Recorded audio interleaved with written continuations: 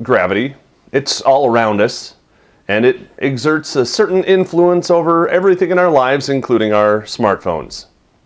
I'm Joe Levi for Pocket Now, and this is what you should do when gravity kills your smartphone.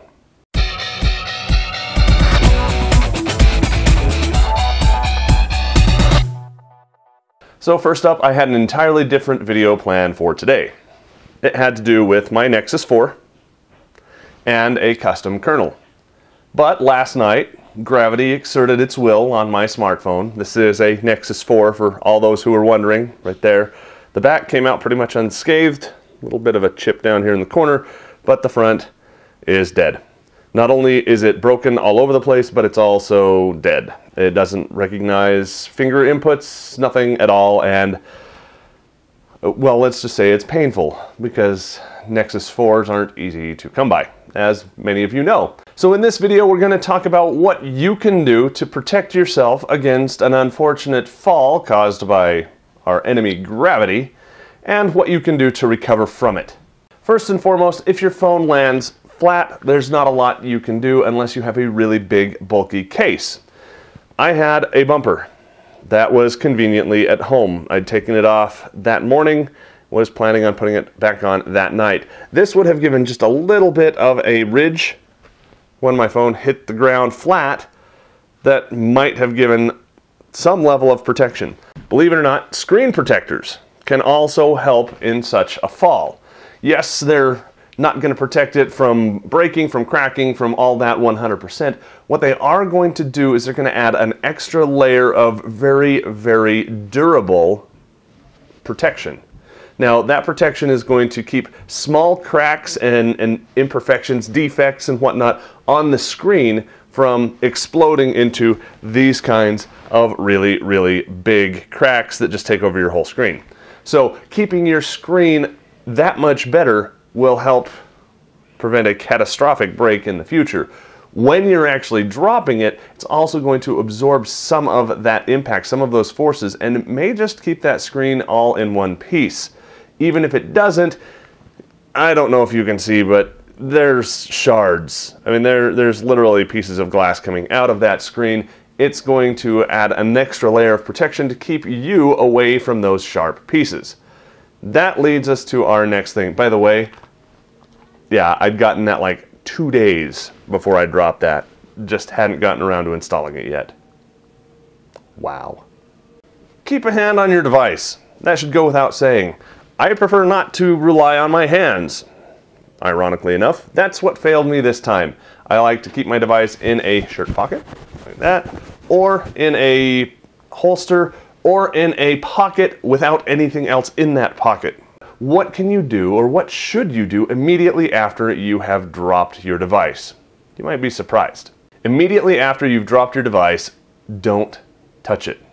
You're going to be tempted to reach down, grab it, look at it, and you'll be panicked. The adrenaline will probably be flowing. Don't touch it. Wait for just a second, gather yourself together, and then pick it up very, very carefully, preferably by its sides. Do not reach underneath and grab onto it. Now, the reason for that, this is glass. It is sharp. It is broken. Glass will cut you. And when it does, you're not going to like it. I've seen lots of friends who have done just that. They've picked up their device and they've immediately sliced open, sometimes filleted open a thumb or an index finger. It's not good. Once you've dropped your phone, it's probably already broken. Take a second, relax, don't worry, it's just a thing. Pick it up carefully and survey the damage. If there is none, congratulations. Be more careful next time. If it is damaged like mine, at least you didn't run your finger down over the top of it and slice your finger open as well. That's going to last a lot longer than it'll take you to get a new phone. Unless you're trying to get a new Nexus 4. I need a new phone. Before I did that though, I went and I wiped my phone. Just in case, because my data is still on there until I was able to boot up into recovery mode. That's the volume down and the power button. And I went through and just did a factory reset. That cleans everything off. That device now doesn't have my personal information on it, so at least I'm protecting myself that way. In my case, the very next thing that I did was I went onto the Google Play Store and I ordered up a new Nexus 4. It's the 16 gig version. It's going to cost me about $390 after shipping and taxes, and it's going to be here in 3 to 5 weeks. Guess I'm going to have to be patient. Some of you might be able to go back to your carrier and say, hey, I broke my phone.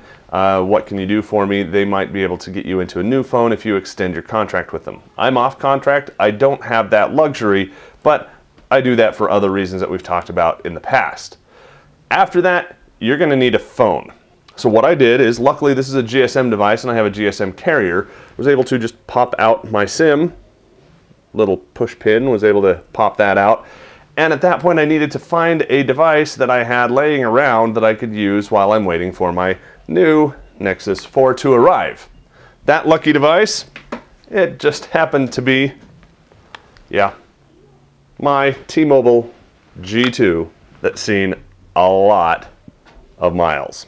If you liked what you saw, please give the video a thumbs up. If you've got some other tips for us, head over to pocketnow.com, leave us some comments in the article so we can all learn from each other's mistakes and gravitational experience. If you've got a story, I want to hear it.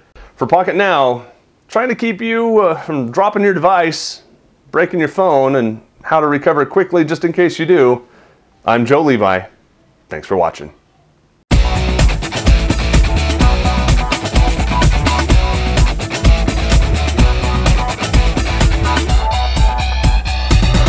If anyone at Google is watching this and you want to know my order number so you can expedite that process, hey, that'd be great.